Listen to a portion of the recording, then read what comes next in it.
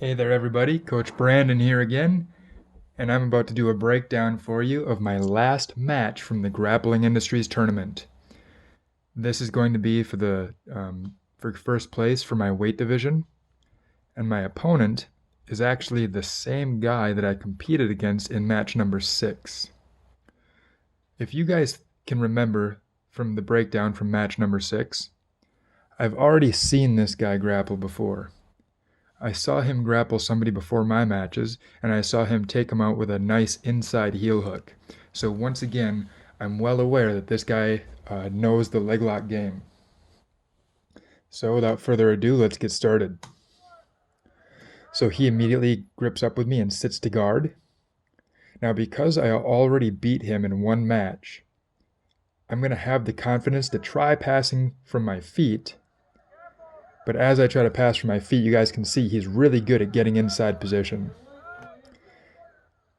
So because he's so good at getting his feet inside my legs, I choose to play on my knees to make it hard for him to go into Ashigarami. Not only that, but from my knees, you can see once again, just like in our last match, I'm trying to fight one of my legs to the inside position. I start by getting my left knee inside his right knee. So that's going to shut out any Ashigarami game he wants to get going. And there I blade my foot to the inside and I step up. So now I control the inside position on this leg. I connect my left knee and my left elbow together, and I'm going to look to pass on my right hand side. Now he locks in a De La Riva, and he's doing a good job framing. So at this point, I'm actually seeing his knees turn toward the camera a little bit. So I'm going to attempt something called a smash pass, and we're going to learn this in the next few months. Where I'm going to try to drive my right knee through his legs and try to drive it right here to the pocket of his hip. If you guys can remember, one of my biggest things that I'm looking for when I'm passing guard is to get inside the knee and get some part of my body tight to the pocket of a hip. Either hip. In this case, I'm going to try to take my right knee to the pocket of his right hip right here. But he's doing a good job framing, and he stops me from getting it. Now, not only that, but as I was trying to work that pass attempt, my opponent snagged a grip on my ankle, so he's established a point of connection. You can see he has his 2 feet in the inside position. He has my knee off the floor and control of my ankle as well, so now he's going to have access to an Ashigarami. So in response, I'm immediately going to take away one of the things he needs, and I'm going to put my knee on the floor to try to avoid his Ashigarami entrance. I know that he needs his feet in the inside position and a knee off the mat. Because he has feet in the inside position, I had to take my knee down to the floor so I wasn't in danger of his Ashigarami. Now he must be confident with his half butterfly game because he shoved his leg all the way through and he's trying to hang on to this ankle grip. So at this time, I'm getting close to the pocket of my partner's hip. I've beaten this knee. This knee looks like it's pointing up and away in this direction, so I'm through the knees. My opponent should be thinking about defense right here. He should be in a defensive cycle. But this is an offensive grip. So because he's using offensive grips when he should be converting to a defensive cycle, I'm going to be able to get head control and chest to chest. So now he starts realizing, oh shoot, I need to start defending. So now he takes that hand off my ankle and he's bringing it back up to start framing. Now he wants to try to off balance me and get my chest off his chest. And I want to try to start getting inside his limbs. So here we have a position called half butterfly guard, where he has his right leg through my legs, so a half guard, but his outside leg is pummeled to the inside position as a butterfly hook. This half butterfly guard leads very well into Ashigaramis, so I need to be careful. And there's a few different ways to pass half butterfly guard, where again we're going to look at that in the coming months as well. The next several months, January, February, March, and April, are all going to be about guard passing. And one of my favorite ways to pass half butterfly is to take my right arm inside position and get my right wrist and elbow here to the pocket of his hip. Once again, there's that same common theme, trying to get inside the knees and get tight to and control the pocket of the hip. Now, once I have the hip controlled and I can pin his hip in place, I'm going to look to step my right leg up and over his knee. But my opponent does a good job connecting his left elbow and his left knee together. So when I go to step over his knee, I just run into his forearm. I can't actually get my right leg back to the inside position. So now he's pushing my knee away. He's making sure I can't get that leg over the knee. So he's doing a good job. So I'm going to go on to another attempt. Another good strategy for passing a half butterfly guard is to pummel in your own butterfly hook. So here he has a butterfly hook on my right leg, and I'm going to try to pummel my left foot into a butterfly hook position. But he was actually able to shut me out because he's keeping his shin really close to my butt. So I tried to pummel my left butterfly hook, and if you watch for it over here, you'll see right there, I'm going to try to pummel my left butterfly hook in, and he keeps this right leg up close to my tailbone, so I lose the room to pummel it in. So now what I'm going to do is I realize, okay, the butterfly hook failed. I'm going to go through another strategy. I post my hand in my head so I can unweight my legs. And now I'm going to cut my left knee across his body, and I'm going to take my left knee, I'm sorry if I said my right knee, I'm going to take my left knee, cut it across his body, and I'm going to try to get my left knee to the floor near the pocket of his hip.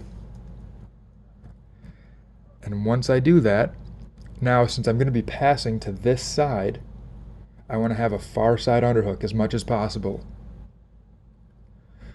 We're going to see that's a common theme when it comes time to pass guard. If I'm going to pass, let's say to the right hand side, I'm going to want a left hand underhook so that he can't turn up into me and turn to his stomach and attack my legs like single legs and double legs and come up and wrestle into me. So I need to be able to keep him flat. So you're going to see right there, I start punching in my left underhook so I can get control of this far shoulder. You can see my opponent's already trying to come up. He's already trying to turn into me and get this shoulder off the floor. But this left underhook that I punch in is going to save me, and it's going to allow me to start to flatten him back out, I believe. Right there, now I can start flattening him out. You see my left knee down to the pocket of the hip, and I'm trying to complete a pass to my right hand side. However, I made an error here in that I shot my underhook too deep, so that my left elbow is starting to get far away from my hip and far away from my left leg. So all this space here is going to be enough space for him to punch this right knee in as a knee shield. You've heard me say in the past, you always want to try to connect your elbow and your knee together to shut their leg out in the outside, to keep their leg stuck in the outside position. I want to dominate the inside position by connecting my left elbow to my left knee, or my left elbow to my left hip. But because my left elbow is so far away, oh, whoops, sorry about that, let me get back. Accidentally hit a button there. Right here, there's the underhook. Now because I have all that space here, he's going to be able to punch in that right knee shield right there. So I almost got past. I was just about past, but my partner did the right thing, and he was able to get that right leg back between me and him. So he denied me chest exposure again. So he's doing a good thing. Now we're in a knee shield position. Now from the knee shield, I control his head, so I can try to stop him from being able to extend his body away from me and put me back in a full guard. But he was still able to anyway. It must have been a weak grip.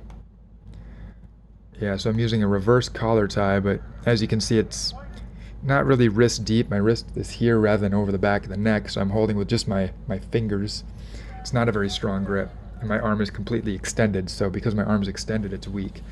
So I tried, but was not in a good enough position. So we are once again in a half butterfly guard on the same side as before, where his right leg is through my legs and he's pummeled his left leg into a butterfly hook position. So I'm trying to establish some of my own inside position. And here I'm trying to hand fight and get chest to chest. Okay, that's what I'm trying to do here. So from here I'm going to try to control the head and shoulders. An important piece of half guard passing, or the half guard game in general, is this is a good sweeping position for the person on bottom if he can keep his head and shoulders free.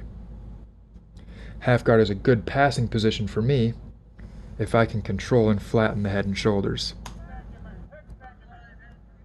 So I'm using wrist control to try to get through his frames and get to a good head control position.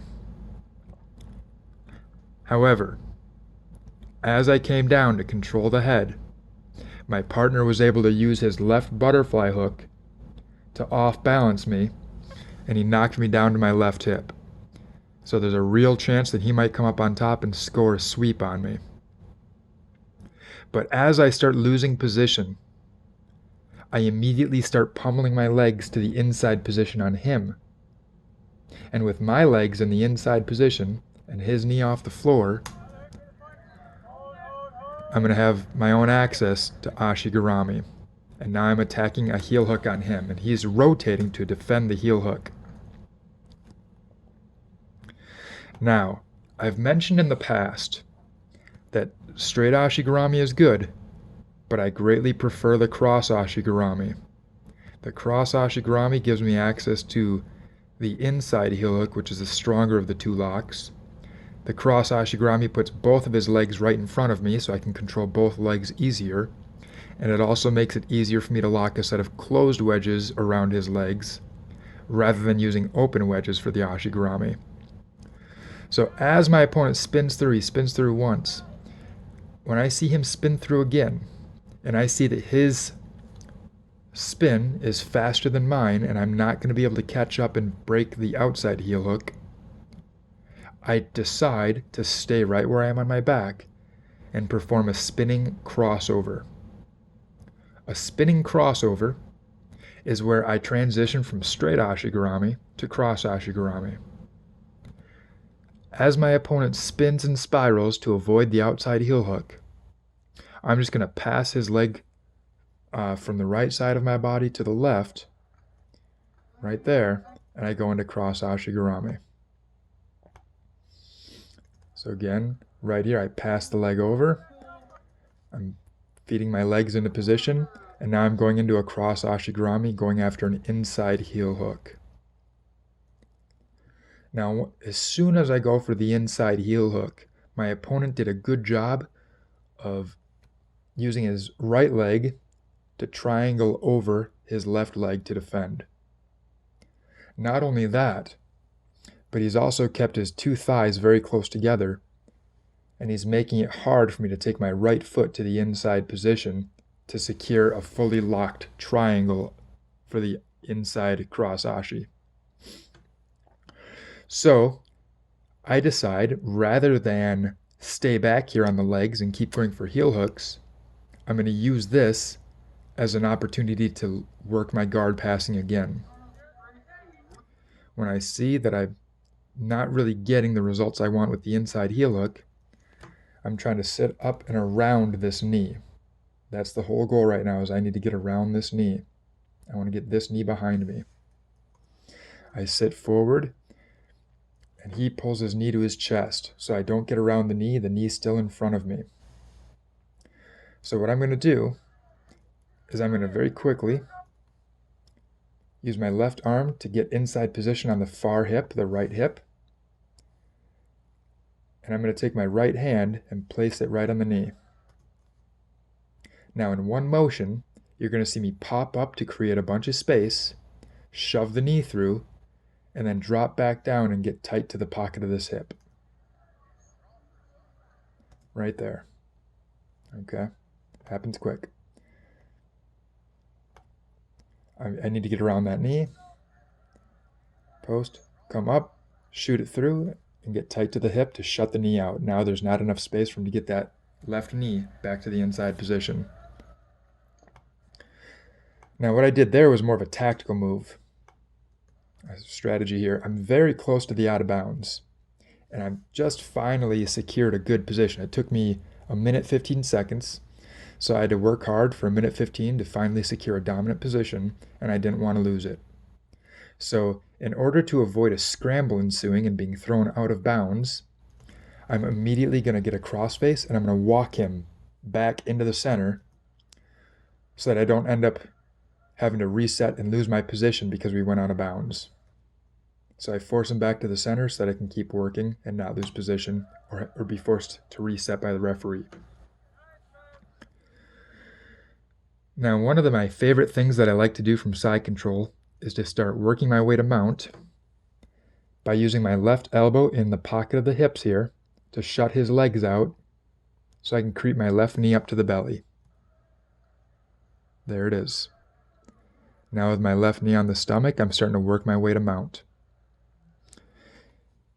He was trying to use his hand to push my knee, to stop my knee from coming across. So I'm going to grab his wrist, and I'm going to start pinning his wrist to the floor so he can't block my leg. Now there's going to be a battle here where he's going to be continually using his knee inside of my arm to strip the grip away. So I have to re-pummel my arm back inside his leg, reassert the grip, and re-pin it to the floor again. And we're going to do this cycle a number of times. He brings his knee back inside, so I'm going to bring my hand back inside. He's going to bring his knee back inside, and I'm going to bring my hand back inside. So the more we do this, I feel like the more things are working in my favor because I'm the one in the dominant position. I feel like all the pressure's on him. So I'll go through this cycle as many times as I need. You see he brought his knee to the inside again. And I bring my hand back to the inside. So it's kind of funny because there's this almost like Three Stooges pummeling going on. Go back a little bit more. There it is. It's kind of amusing. But that's where the important battle is. Now, after he realizes he's losing this fight, it's getting worse and worse each time. He shrimps, and he's going to aggressively turn to his left. But that was a mistake on his part. The fact that he was on his right hip is what's saving him from letting me mount.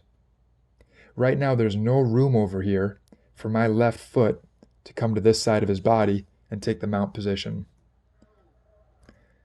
Okay? There's just no room. There's no way I could do it. I'd have to step all the way over right for a triangle, which is actually how I finished the match, and we're going to see that again in a little bit, but I end up taking mount first. So I could step through for the triangle right now, but my opponent turns and goes flat to his back. Now I have room to take my foot to the floor. So now I'm finally going to take my left leg, slap it out to this side of the floor. He realizes the mistake he made. He tried to turn back to his right hip to catch my leg, but he's still going for it. He's trying to hook it now, but I'm able to pull it to safety. Now remember that before there was that precipitous battle for the wrist control where I want to pin his wrist to the floor. And now it's going to come into play. I've been using this attack a lot lately. This has quickly become one of my favorite submission attacks from the top position. I'm going to keep his wrist pinned. I'm going to put all my weight onto my right side, my right knee, so I can unweight my left leg and thread my left leg through for a triangle. If you guys think back to our closed guard lesson, this is essentially the inside wrist grip that I taught from the closed guard. Understand that the mount and the closed guard are basically the same position, just flipped, right? If I'm on top and and his torso is between my legs and I'm on top, it's mount. If his torso is between my legs and I'm on bottom, it's closed guard. So whatever you can do from the guard, you can usually do from the mount with at least some sort of variation, and vice versa. So here I'm using that inside wrist grip that we learned from the closed guard, and I'm applying it to the mount. I'm holding his wrist out. I'm going to unweight my left leg. So now you see me stepping up with my left leg, it's unweighted. And I'm going to keep his wrist controlled so he never has a chance to pummel his hand inside and stop this leg from coming through. You're going to see I'm going to hold on to this wrist for a little while, well after my leg gets through. I'm going to work it through, and I wait. I still have that wrist. My leg's all the way through and I still have the wrist. It's not until I'm ready to fully lock my figure four that I finally release the wrist. I'll show you that again. So I have the wrist pinned. I unweight my left leg as I'm starting to take my left knee and my left foot through right there, keeping that wrist pinned, and I lock a figure four. Now my opponent turned over, so we're in the guard, and this is not a good angle to finish the triangle. In fact, this is a good position that a lot of people use to defend the triangle. However, there's a very easy counter for me here. All I'm going to do is I'm going to post up on my hands like I'm doing a push-up, and I'm going to turn my hips square to the floor. That's going to force my right leg to get very heavy on the back of his head and force his chin to tuck tightly to his chest and force him into a forward roll to give me the mount again. Here I'm building up to my hands. There I start to rotate and I turn his head in toward his chest, and you can see that's starting to facilitate a rolling action. And I put him back down to his back. I still have my figure four locked. However, it's not a great angle for a triangle, so I'm going to sit back and I'm going to try to adjust my legs and adjust my grip right there. Now it's a better grip. Now I'm squeezing my legs as I'm trying to work for the choke, and I'm simultaneously working on the arm. So I didn't give him just one thing to worry about. I gave him two things, the triangle and the arm bar. So as I sit back, I'm going to be squeezing my legs so there's pressure on his neck the whole time, and I'm going to look to start separating the arms to break the arm. And he taps right as the arms separate. Right there, he must have tapped at the choke. That's probably why the arms separated. He tapped at the choke probably. And there's the finish. All right, I will let you guys watch all that again, start to finish, with a quick narration. He sits. I see he's getting the inside position, so I start dropping to my knees to avoid his ashigarami, and I'm fighting to get my legs inside his legs. There I get my legs to the inside, I connect my left knee, my left elbow together, and I'm trying to pass my right. Now he turns his knees in a way that make me feel like I'm going to have a smash pass. I try and I fail. But in doing so, I was able to get chest to chest and go to a half butterfly. I try to step over the butterfly hook and he stops it. I try to pummel in my own butterfly hook, he stops it, so I take my knee across, punch in an underhook. And now I'm going to try to slide through on the other side, but I left too much room for that knee shield. So I almost had the pass, but he got that knee shield back in. Now we're back in a half butterfly again. I'm going to try to drop into chest-to-chest position, and as I do so, he uses the half butterfly to off-balance me, and I use that as an opportunity to get inside position going to the legs. Now he was doing a good job defending, so I switch it from straight ashi to cross ashi. I go for my cross ashigarami inside heel hook. He defends well, so I start to come up and I use that to pass. I push the knee by, get tight to the hips, and control. Now I'm going to walk him back into the center away from the out of bounds. And now I'm going to look to bring my left knee up to his body. So I need to bring my left elbow inside his hip and connect the left knee and left elbow together. And now my knee's up in a knee mount. He tries to block my knee, so I pin the wrist. And now we're getting into that knee pummeling position, where he's pummeling his knee inside and I'm pummeling my wrist inside. Eventually he tries a different strategy and looks to turn to his left, and I use that as an opportunity to take the mount. He realizes his error and tries to fix it, but I'm already onto my triangle attack. Threading my leg through, controlling the wrist, locking a figure four as he turns. Now I'm going to get up to my hands and force him to roll back to his back. Now I'm going to start adjusting the angle and adjusting my legs for a better choking position. And as I put the choke on, I'm also putting pressure on the hands, trying to threaten the arm bar as well. So I'm giving him more than one thing to think about. It's a good dilemma for him it's a good dilemma that I presented to him. He taps to the choke, and I end up getting the win there. So I hope you guys learned something from that breakdown. We once again saw the fight for inside position. We learned a little bit about passing half butterfly guard and the half guard. We want to get tight chest to chest and control the head. Anytime we're passing guard, we also want to get tight to and control the pocket of the hip. Okay. We learned about straight ashigarami versus cross ashigarami. If I have the opportunity, I prefer a cross ashi to a straight ashi. So as he rolled to defend the straight ashigarami with the outside heel hook, during his roll, I passed the leg across my body and went to a cross ashigarami and went for an inside heel hook. When he defended the inside heel hook, I forsake the ashigarami and I go back into my guard passing game. And that's what eventually gets me the breakthrough. Then we saw the nuanced fight for the mount position and me pinning his wrist.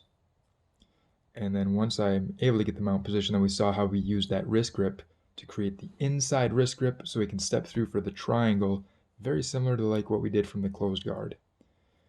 A lot of good things, in that match. You'll just have to go back, rewatch it, watch it again, and try to learn as much as you can. I hope this helped, guys. This was the last breakdown I have for you from the last Grappling Industries tournament. I hope you guys learned a lot from my matches. Thanks for watching them.